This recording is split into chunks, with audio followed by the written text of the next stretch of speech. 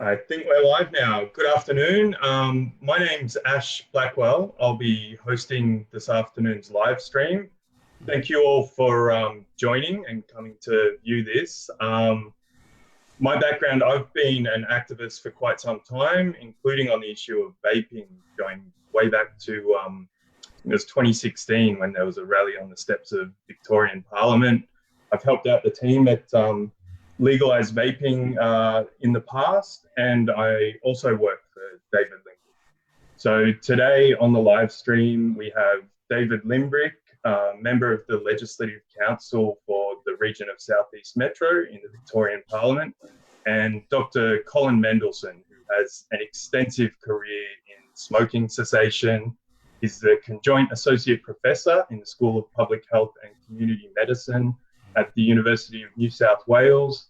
He's been a general practitioner for 27 years, and in 2017, he was one of the founders of the Australian Tobacco Harm Reduction Association.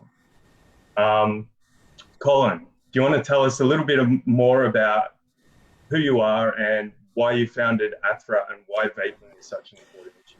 Sure, thanks Ash, and thank you so much for asking me to come along. I have to say, first of all, my appointment at the university has ended, so I'm just ordinary old Dr. Colin Mendelsohn now. But yeah, look, I've worked in this field of tobacco treatment for nearly 40 years, and I've learned over the time it's very hard for smokers to quit. And the reality is that smoking rates are falling very slowly in Australia, and we now have another way to help those smokers who can't quit. And if we switch people across to safer alternatives like vaping, we're preventing almost all of the harm from smoking in people who would otherwise continue to smoke. In Australia, well, in Victoria, there's about 800,000 smokers, and 2 out of 3 of them are going to die from their smoking unless we do something about it. And so vaping is all about harm reduction. It's about accepting that some people just can't quit and taking a pragmatic approach that they're going to continue to use nicotine whether we like it or not, but we don't want them to die or get sick. And vaping is all about giving them a safer alternative, which is like smoking. They can get nicotine, they can have the hand-to-mouth and sensory and social experience of smoking, but without almost all of the poisons that come with burning tobacco. So vaping is a much safer alternative for adult smokers who otherwise can't quit. It's actually the most popular quitting method in the world, and the latest National Drug Strategy household survey that came out a couple of weeks ago showed that it's actually the most popular quitting method in Australia now, even though it's essentially illegal and discouraged by health authorities. It's actually the most popular method people use to quit. And the overwhelming scientific evidence is that it's much less harmful than smoking. So, to me, this is another exit option for smokers who just can't quit. And, I think we need to give smokers every opportunity, give them as many options. And this is an option that works. It's actually more effective than the other treatments we've got. So a group of doctors established ATHRA back in October 2017 to raise awareness of tobacco harm reduction and to try and bring the smoking rates down more quickly in Australia. Thanks, Colin. Just before I go to David, just to let the viewers know as well, I've got on my other screen over here the comments from the live stream. So if you have any questions, post them in there. If you don't wish to post them publicly, you can also message David's Facebook page, and I've got half an eye on that as well. So David, why have you decided in all of the issues that you could have brought up to bring in this motion for Parliament, and what is it that the motion aims to do? Thanks, Ash, and thank you so much for coming today as well, Colin.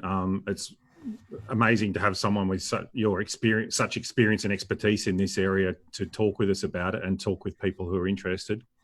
So with the motion, so for those that are unaware of what a motion is basically just a statement from Parliament that will be debated. So I just want to clear up any misconception right at the start.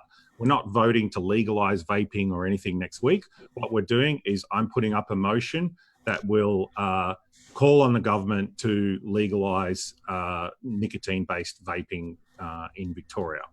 And what that will do and why we're doing that is firstly to continue the debate on this, because we know what happened, and we'll talk about this a bit later, but with the federal government was going to ban imports on nicotine-based liquids, which many vapers are using currently to supply themselves because it's not possible to sell it in Australia. But secondly, we want to push other political parties and other groups to state their position on this. And that's what having this sort of debate will do. It will force them to think about what their position on this is. And, you know, there'll be lots of people watching, I hope. You know, we will be publicising, you know, what happens in this debate and who says what and what are the arguments that they use. And part of being in a democracy is people, the general public, you people watching, get to decide on whether you agree with that or not. So my personal position on vaping, so I'm from a political party. We're a small political party called the Liberal Democrats, if you're not aware, and we're what's called a Libertarian party. And what I care about in most things is choices for people. I want people to have more choices. And Colin spoke about options. Now with tobacco and smoking, everyone knows that smoking is bad, and it kills you and causes all sorts of harms to personal people and to your health, including death. Personally, I was a smoker for many years. I gave up, like many people. You usually have some event that happens in your life. In my case, it was the birth of my first son. I'm sure there's a lot of smokers that want to give up. I didn't give up with vaping. I used nicotine replacement therapy. It was very difficult to do and a long time, and I had lots of relapses and stuff along the way. But yeah, I haven't been a regular smoker for a very long time now, which is good. But at that time, I didn't really have an option, or maybe I did and I just didn't know about it, but I didn't have the option of vaping at that time. And I think that if people are provided with more options to, as Colin said, to exit smoking combustible tobacco, and they're given good quality science-backed information, I have confidence that people can make better choices. And what I'm upset about at the moment is that it's banned in Australia, so this option is taken away from people. Now, some people can get around that with imports and things like this, but I do have a concern that a lot of people that aren't technically savvy with, you know, how to manage all this themselves, you know, older people, for example, they might not have friends who know much about it, are still having difficulty accessing this. And as we've discovered in the recent survey, that there is like hundreds of thousands of people who vape in Australia now. They've used it as a way to give up cigarettes. And I want this option on the table for people to exit smoking and improve their health. Thanks, David. We've got some comments coming through, so thanks for everyone for engaging with us. I think a good place to start might be, Colin, if you could explain a little bit about the safety of these products. People have been speaking about, you know, popcorn lung or inhaling liquid vapor into your lungs. So could you explain exactly what it is that these vape devices do and what we know about the safety of them? Yeah. So the vaping is fundamentally quite different to smoking. When you smoke, you burn tobacco and release 7,000 toxic chemicals, of which we know 70 at least are cancer-causing, in high quantities. In vaping, basically what we're doing is heating a liquid containing nicotine into a liquid aerosol that the user inhales. So what it's doing is giving the smoker the nicotine that they're addicted to, but allowing them to continue the hand-to-mouth action of smoking, which they're also addicted to.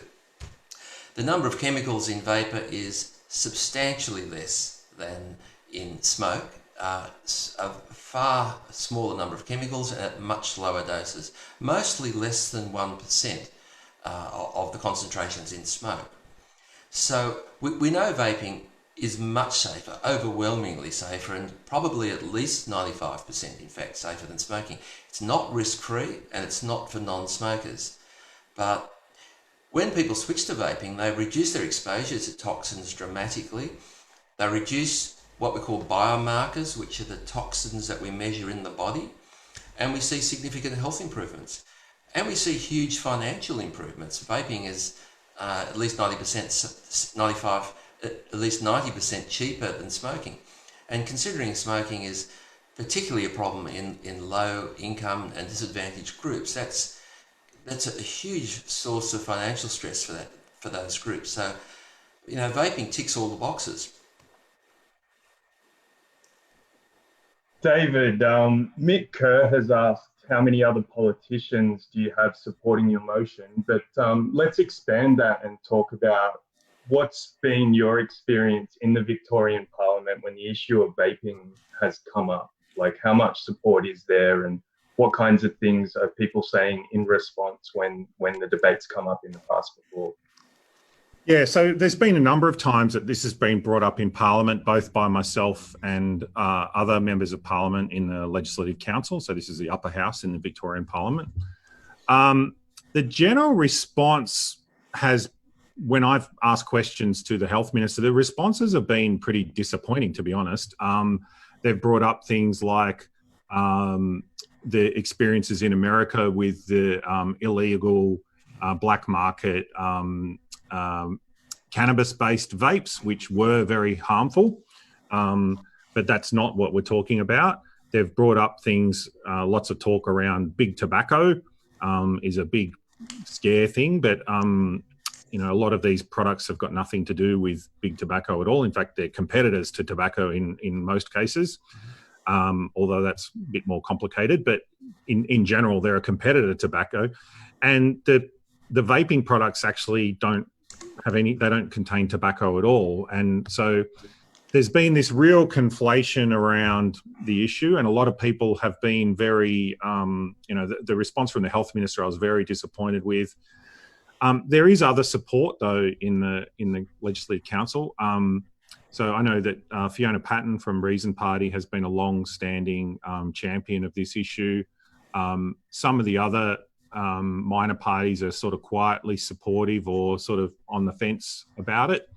I think probably within the coalition, within the Liberal National Party, there's quite divided views on this, and probably there is within Labor as well, I would think. I've spoken to individual MPs who are very supportive of this and would like their party's position to change. And so I suppose what we're doing with this is we're pushing these other groups to take a position and debate this internally, which I think is a good thing to do. Now, whether or not the motion will pass, probably not. I doubt very much it would get government support, which means that the probability of it passing would be very low. But that's not really the objective here. The objective is to get the debate happening and get people to show their positions and their reasoning for those positions, which I think is a really important part of a democracy. While we're waiting for more questions to come in, and for those of you watching, if you do have any questions, just post them on the page or send them to David's inbox. Might be helpful, Colin, just to go over the recent federal ban that's happened, and just give us a rundown of what happened there and what the current situation is with that. Yeah. So in late July, the federal government announced that it was going to introduce new regulations to restrict access to nicotine further.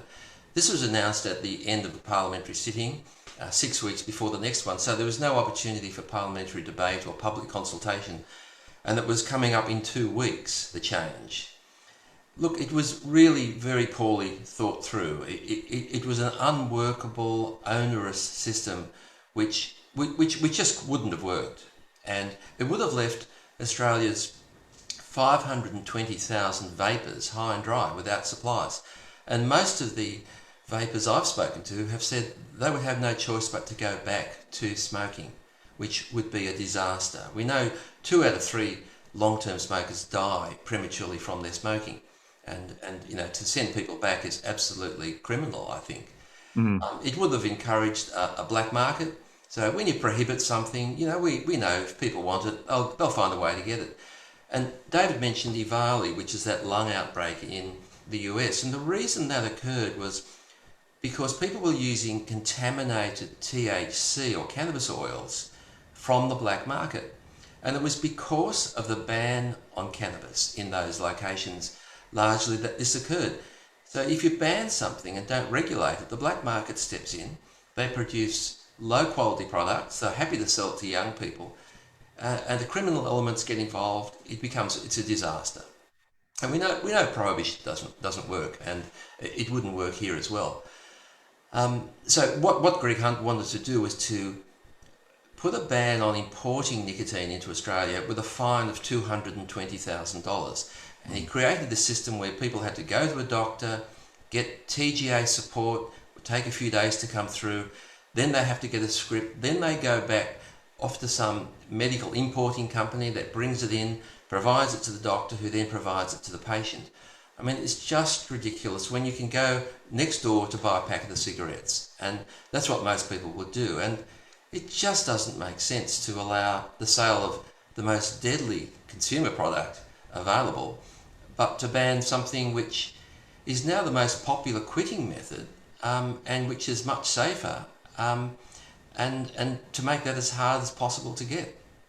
It seems crazy to me as well. I mean, I don't know what they were thinking when they brought this up. It created such panic. I mean, my office was contacted by so many people who were panicking about this.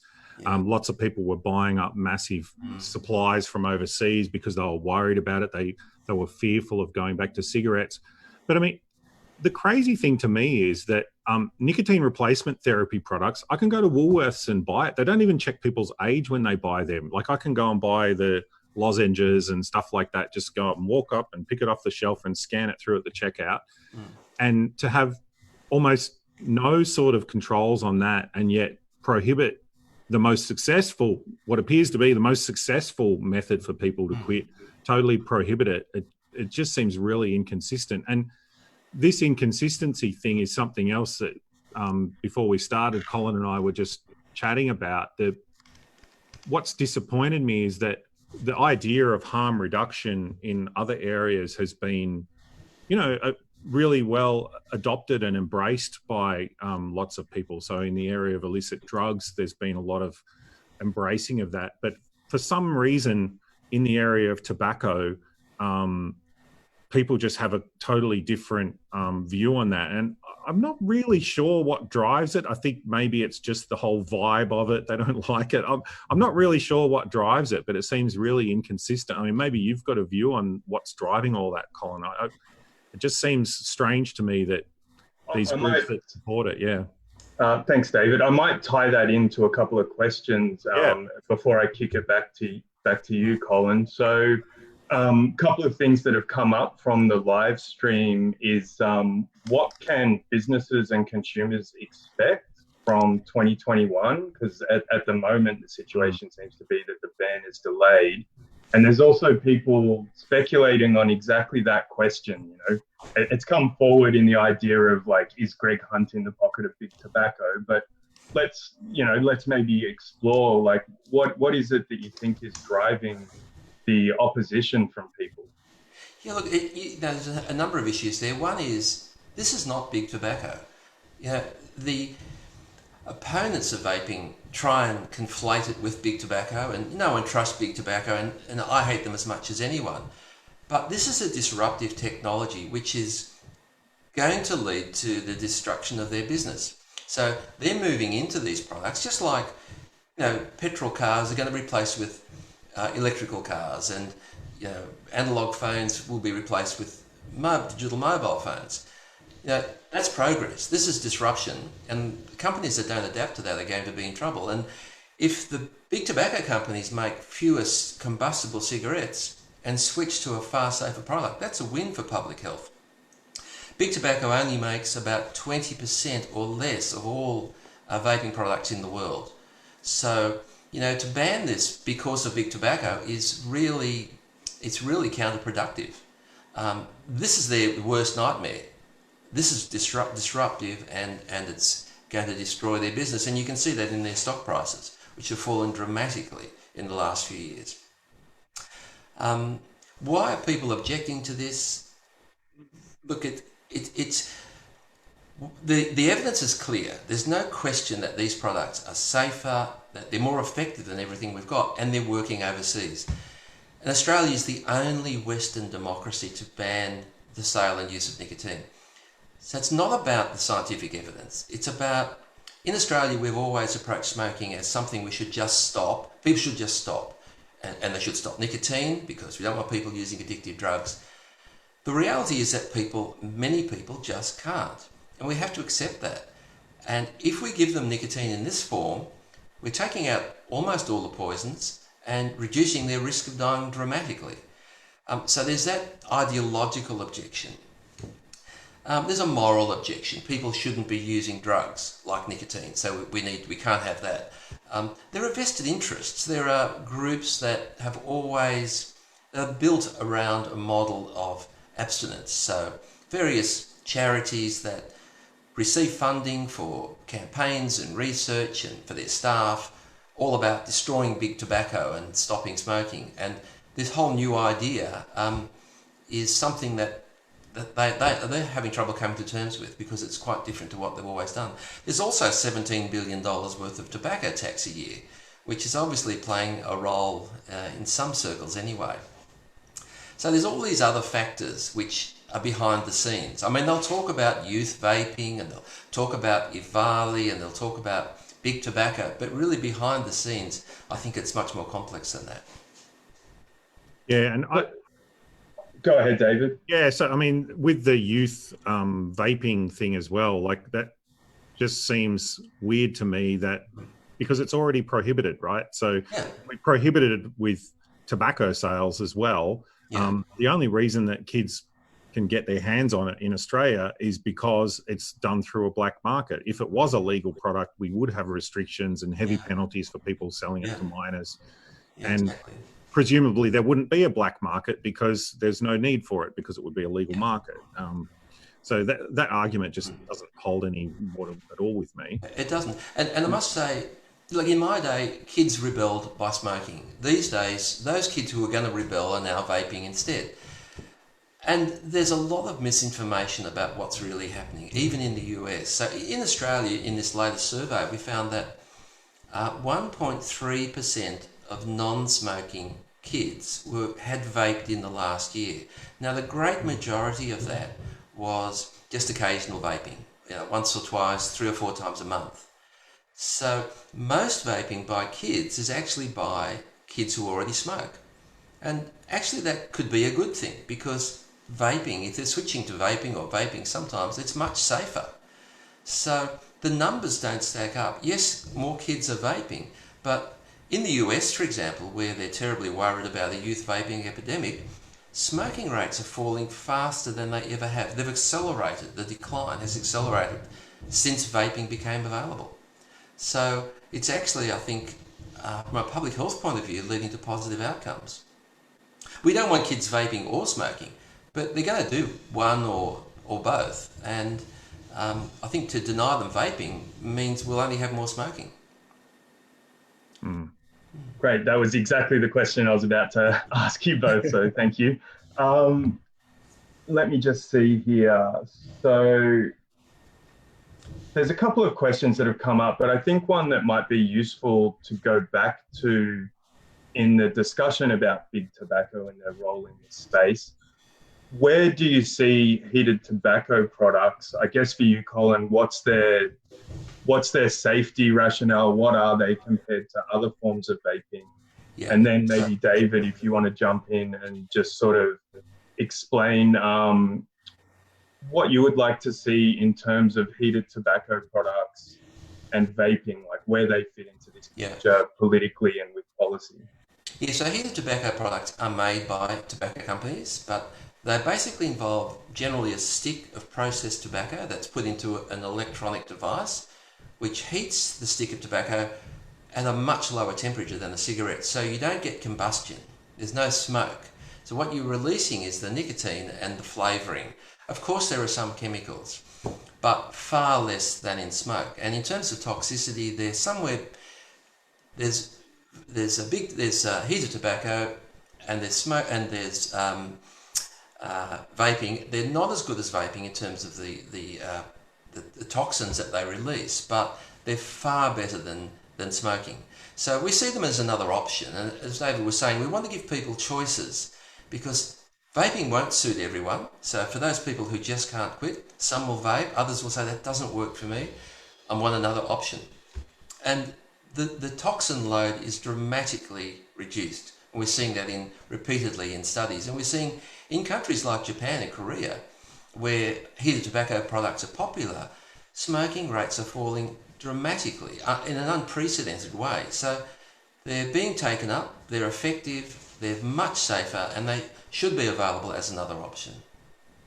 Yeah, I'd never even seen heated tobacco products until I went to on a holiday to Japan, and I hadn't been there for a few years, and I go there quite a lot. But I was surprised that I saw these strange little mini. They look like mini cigarettes, and these little sort of lipstick sort of things that they put them into, and everyone was using them. They were just everywhere, and the number of smokers had dropped dramatically in Japan. At the airport, they've got these horrible little rooms where you go in to have a smoke, and it's good to isolate the smokers, but people were doing the heated tobacco stuff in there, and it wasn't anywhere near as offensive as a cigarette smoke. But yeah, like you say, I mean, I want options for people.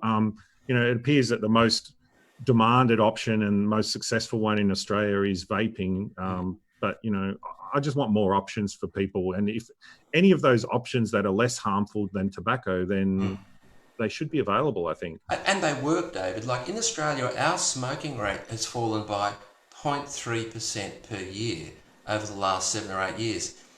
In a 3-year period in Japan recently, the numbers have fallen by 10% per year.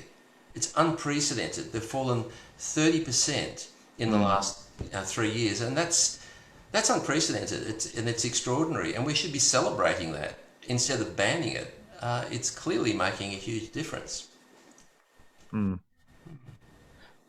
I think that kind of brings me to one of the questions that's come up. I think it's a couple of people have raised it in a different way, but what would a good policy setting look like? I guess from yourself, Colin, from a public health point of view, and politically in Victoria, what is it that you would like to see happen here? Yeah. Look, I think what we have to do is strike a balance between making these products available for addicted adult smokers who can't quit, but at the same time restricting access to young people and non-smokers. So, for young people, obviously there's a minimum age of sale, but there should be strict penalties about that. We should frame it as a smoking cessation tool for adult smokers. And regulation should be proportionate to risk. They're not tobacco products. The risk is very small compared to tobacco. Currently, we treat them like tobacco, which is absurd. So, we need to regulate the quality and safety of these products. If you ban something, you have no control over safety and quality. We need to allow targeted advertising to adult smokers, so they know they're available, but obviously anything they shouldn't appeal to children. They should be available in child-resistant containers. If we don't regulate it, they can come in any form whatsoever. And in the UK and in New Zealand, what they're planning to do is to have a notification system where before a product goes on the market, the manufacturer has to say, well, these are the toxins in this product. This is what we've done to improve safety, and then it's approved. So at the moment, again, we have nothing like that. So regulation will improve the quality of the product and make sure it's made available for the people who need it. I couldn't agree more. So yeah, firstly, I totally agree that there should be very heavy penalties for anyone selling these sort of products to children. They're not products for children. They're products for adults who are smokers who are trying to stop smoking. But as you say, like, regulatory controls should be proportionate to risk. And if the risk is lower than tobacco, then it doesn't make any sense to put it in the same category and control it the same way as something like tobacco is. I mean, one of the crazy things that I see is that, you know, you have like smoking areas where you're forcing vapors into these smoking areas with cigarette smokers, and this just seems so counterproductive to me. It's like people who are taking action to give up cigarettes and give up smoking, and you're forcing them into a location with a whole bunch of smokers, which is like the absolute worst thing to do. It's got to be proportionate to risk. And I absolutely support that, you know, if they're going to sell some sort of liquid that's got something in it, it should be a transparent market so that consumers know what's in the product that they're buying, that, you know, to limit fraud and this sort of thing, they need to know what's in the product that they're buying so that they can feel reassured. And we don't have that really at the moment. I mean, we're sort of relying on foreign regulations in a lot of ways, because people will order it from, say, New Zealand, where it's fine to buy it there. And New Zealand's regulatory model is probably pretty good. So, you know, buying it from New Zealand's probably okay, but they don't have to buy it from New Zealand. They could order it from China or America. And, you know, I don't know how good China's regulatory model is. I imagine it's quite different to New Zealand, but yeah, I think it's really important that we distinguish it, but we absolutely need to protect it from being sold to minors. That's not on. Another question that's come up for you, David, is how can people support the motion?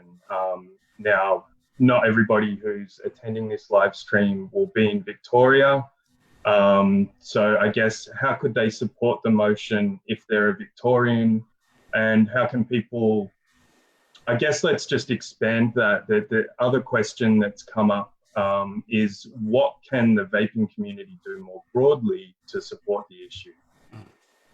Yeah, look, from a political point of view, I think a very important action that lots of people don't do is to contact their member of parliament. And when I say contact your member of parliament, I don't mean fill in some form letter or CC every politician in the country.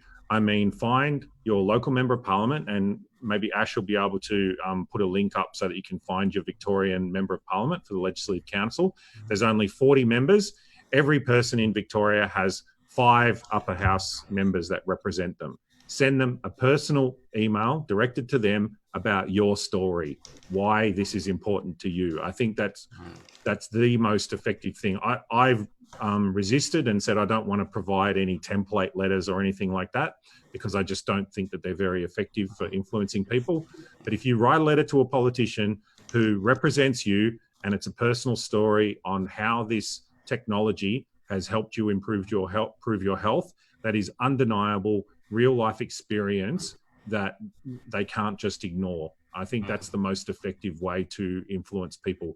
And you'd be surprised, like, lots of people just don't do that. They just don't contact their member of parliament. I mean, that's what they're there for. We're in a democracy. You have every right to contact your member of parliament, send them an email, pick up the phone and call their office and tell them what you think. You know, be polite, be nice, don't be nasty to people. If you're polite and tell your personal story, I think it can be very effective. Yes, I really agree with that. And that's what we're telling people to do with their federal MPs. Find out who your local federal MP is, the nearest senators, and we tell them to go and visit their MP. And if you're feeling uncomfortable, go along with 2 or 3 friends who also vape, and that's even more powerful. And write a letter and tell your story. And basically, you don't have to be an expert.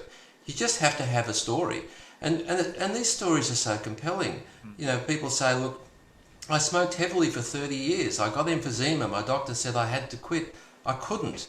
I was coughing up blood and my x-rays looked terrible. A friend introduced me to vaping, and since then I can now breathe better. I've saved $50,000. please don't ban nicotine. For me, it will be a death sentence. I mean, how can you argue with that kind of logic? And there's hundreds of thousands of Australian vapers who have stories like that, and the MPs need to hear them.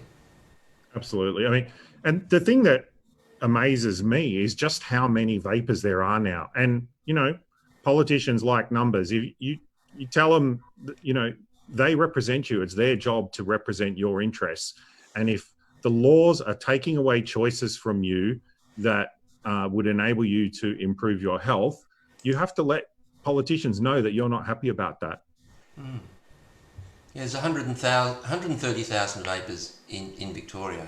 And for many vapers, vaping's a single issue. They're single issue voters. So they would have an impact politically if they spoke up. But I think one of the reasons they haven't spoken up in the past is because vaping's sort of essentially illegal. I mean, you need a prescription, which most people can't and don't have. So I think people need to speak up. That's the key. I agree entirely. Any other suggestions on what vaping people can do to support the general issue? Or I guess not even just vapers, but just people that are supportive of this as a public health measure. Yeah, the other thing we tell vapers is to go and speak to their GP. To say to your GP your story, because the GPs are not well informed. They read the headlines like everyone else. And say to your GP, look, this is my story, this has saved my life, can you give me a prescription? And if the GP isn't able to or doesn't know how to, please let AFTRA know, and we will send them information on how to prescribe nicotine and evidence-based information. And we have a special section on our website for GPs who want to find out more. And I think if we get more GPs on side, and if they hear the evidence, I can't imagine how they wouldn't be, then there'll be more pressure. And that's basically what we need to build. Another one that's come up that's, I guess it's kind of interesting for you, David, is given that there's a push and presumably some support in the Victorian Parliament for the idea around legalising cannabis, why is it that that issue seems to be supported, yet vaping is so problematic?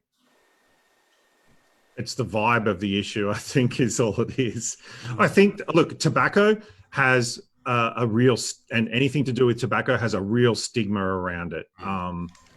For years now, governments have been demonising and stigmatising tobacco smokers. In fact, that's been part of their strategy of reducing smokers by making them feel like outcasts. That hasn't happened to cannabis consumers. And I think that, therefore, defending one group who are smokers is more politically problematic than defending cannabis consumers. I really think that's sort of what it comes down to. As well, there is not a lot of these sort of public health groups that are that have sort of focused their entire existence on annihilating the tobacco market, annihilating the cannabis market. There's not a lot of that, whereas with tobacco there's a lot of money behind groups that want to annihilate it. I think that's sort of where it comes from. It's not a rational thing. If you look at it sort of big picture, you say, well, it sort of doesn't really make sense. But given the history and the stigma around tobacco, I think that sort of explains a lot of it.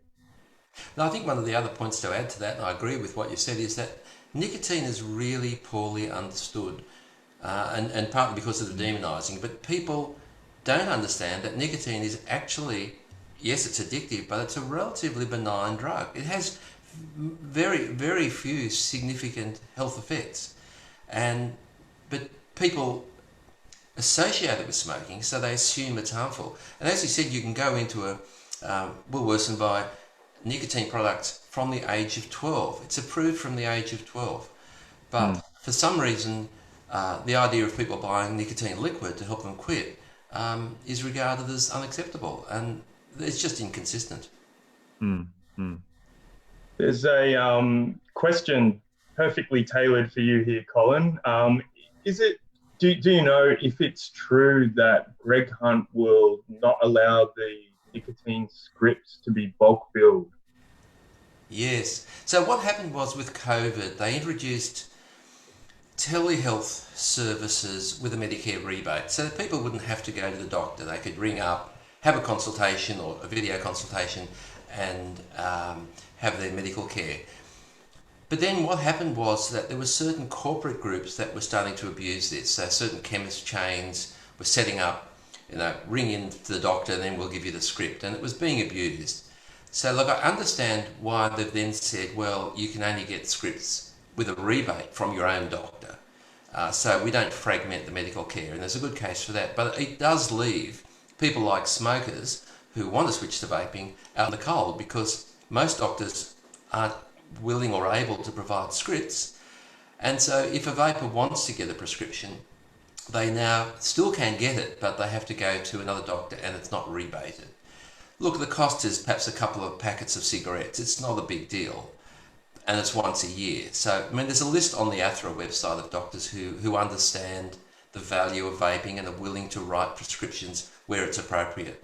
And I'd encourage people to make that small outlay and to know that you're vaping legally and you can bring in your nicotine legally. So that option's available, but you won't get a Medicare rebate. I think we've covered all the questions here. If anyone's listening has any final questions, please throw them in there. But there was one issue that we discussed prior to beginning today, and that was around the Melbourne City Council smoking ban. So maybe if either of you want to comment on that and about the larger problems of aligning vaping policy with smoking policy. In those kinds of contexts.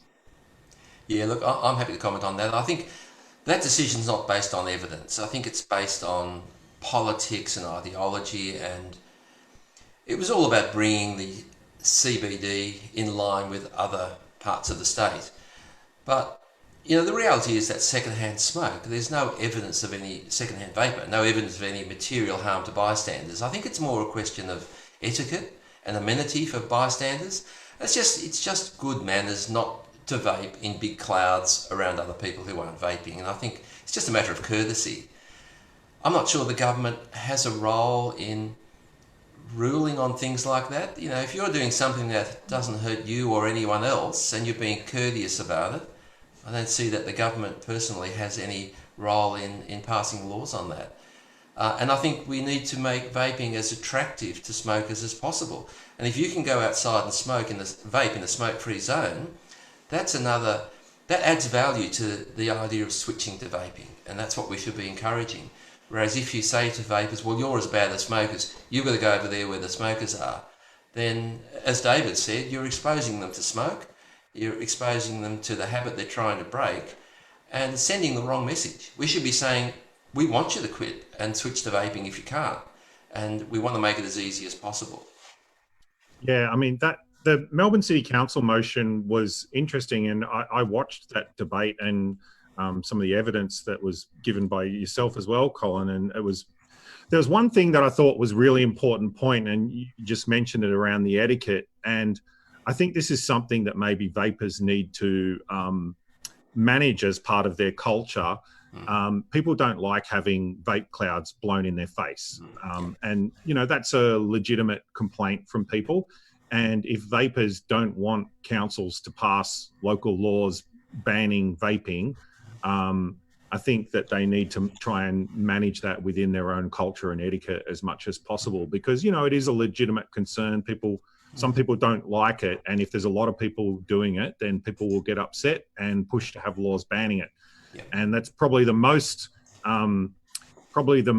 valid reason to come up with some sort of local law. But I mean, most of the other rationales around banning it locally was just to sort of bring it in line with the other legislation and things like this, which I don't buy that at all. But I do take the point that some people in a crowded place vaping big clouds in people's faces is going to upset them, and vapers should probably be careful about that, because they don't want to build resistance to something unnecessarily. Yeah, and look, a lot of the vapers I speak to have a range of devices, and they say to me, I use this one at home because I like making big clouds, the flavour is nicer, but when I go out, I use these small devices which make very small clouds. So I think a lot of them are understanding that, Yeah. and people generally try and do the right thing, and I think they just need a bit of encouragement. I think this is something that I've spoken to people in vape shops as well about this. I think vape shops can actually show leadership on this and, help people with etiquette and stuff like that to avoid this sort of unnecessary resistance. Yeah, yeah. Looks like my prompt has led to a few more interesting questions coming through. One of those, actually, I'll come back to that one because somebody asked, I think it was Marina asked, what I think is the $1 million question here. Like, how can we get organizations like the Cancer Council and Quit Victoria to change their position? Oh, we can't. We can't. I don't think we should be even trying anymore. I mean, they are just locked in. There's this whole groupthink thing going on. So, the AMA says, oh, but the Cancer Council says this and the TGA says that, so we're agreeing with them, and no one's willing to step out of line. The decision is not, you can't give them more evidence. They're not interested in the evidence. It's all about policy and ideology and other factors beyond the evidence, and I can't see them changing. I think it comes down to Parliament. I think it's a political decision now, and we know most of the federal Liberal Party are in support of vaping. Greg Hunt's very opposed, and I think there'll be a point where they're just going to have to go with the majority, and I think at that political decision is where we'll get a solution. Yeah, I think, as I said before, in the Victorian Parliament, as far as I'm aware, the coalition's been silent on this issue. So, I'm interested to hear what they got to say about it. And, a lot of the minor parties as well. I think we've already got some questions back from some of the minor parties. They're interested in it and want to know more about it. And they're actually looking at, of course, we give them our pitch, and they're actually engaged and asking questions. A lot of the minor parties, this isn't something that they've done a lot of research in or, is of their core interest. Yeah. So, you have to explain it to them, and that's fine, But I think we've got a problem too, David, of misinformation. The media is fairly hostile to vaping. They've kind of gone with the dominant narrative, which the Cancer Council and Quit Victoria and the TGA and the AMA keep saying. We find it very hard to get counter information into the media. So people read the sensational headlines, which get you lots of clicks and which get you lots of readers. But the articles are often not balanced, and people believe what they read. And to be fair, that's understandable. But I think it says something about the media in Australia that we need to have a proper debate where both sides of the debate are heard. Yeah, I mean, I've found that as well. Getting stories into the media about vaping is quite difficult. Although I have got an op-ed getting published next week in a in a newspaper, so look out. But it's quite difficult. I mean, that's one of the reasons that we're doing live streams. We've found that social media engagement on this issue, because there is such a large number of people and they are very highly engaged, they will get engaged on a social media and just bypass the mainstream media on this particular issue. And I think politicians can often get blinded by the idea that whatever's on the front page of the Age or the Herald Sun is what people care about. And in the case of vaping, I don't think that's right at all. I think they're way off target. Yeah, and I think, as you say, if they go and see their MP and tell them their personal story, there's nothing more powerful than that. And go with a couple of friends who vape. It's a bit intimidating for some people to go to the MP, but that's even more effective, and you'll get a proper hearing. Another thing that I didn't mention before: don't just focus on the ones that oppose it. Like people that are supportive as well. I get a real kick when I get a story from someone about their vaping and they tell me, you know, I'm a big supporter of vaping, right? So you're not trying to influence me, but, you know, some people who are only just a little bit supportive of it, if they get an email from someone telling their story and things like this, then I think it can be very powerful and make them realize that, you know, these people haven't gone away, right? They're real people with real stories who are still there and want you to listen to them. So I think it's really important. I think we're just about out of time here. So I apologize to anybody on the live stream if we haven't managed to get to your questions. Thank you very much for coming and showing your interest and for all of your interesting questions and suggestions. I guess I'll just go to our guest, Colin, for any final comments. Yeah, look, I'm just blown away that we're the only Western democracy that bans vaping. I mean, it's clearly more than just the evidence. Other countries have worked this out. We can see overseas that vaping is working. It's dramatically dropping smoking rates. In the US, the smoking rates are falling by 1% per year. In Australia, they're falling by 0.3%. The big difference is vaping, and the same in the UK.